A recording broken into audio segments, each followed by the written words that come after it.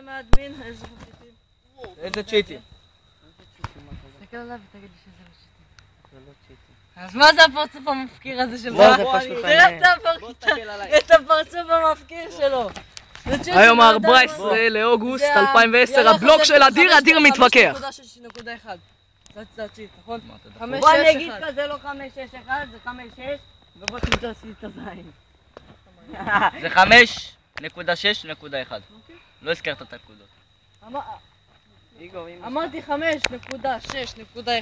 לא אמרת. זה הצ'יט של הירח כחול כזה, ובאמצע יש עוד קו כזה. 3 קווים יש. קו. 1, 2, 3. לא, זה חצי ירח וקו באמצע. בסדר, זה 3 קווים. מה קורה? מה קורה? דבר לבלוג.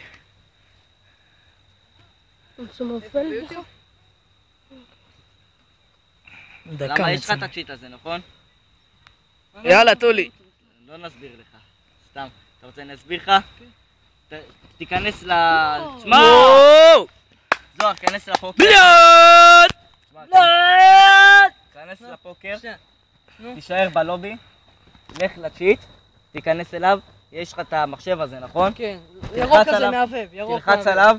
ואז יהיה לך את האקספלורר הזה של האינטרנט. תלחץ על האינטרנט. אחר כך יופיע לך זה, הדבר הזה. לא הזמן, תסביר לו. מה הבא? תלך למחשב שלך ותצלם את זה. לא, אחר כך יש לך אקספלד ולבי, נכון? הראשון, מהתפריט. ואז יש לך עוד אחד מלמטה. יעני, עוד משהו. אדיר, תן בלט לסיום. רגע, יש לי אותו, יש לי את... בלט! יש לי את התוכנה. רגע, הלוואי שלא...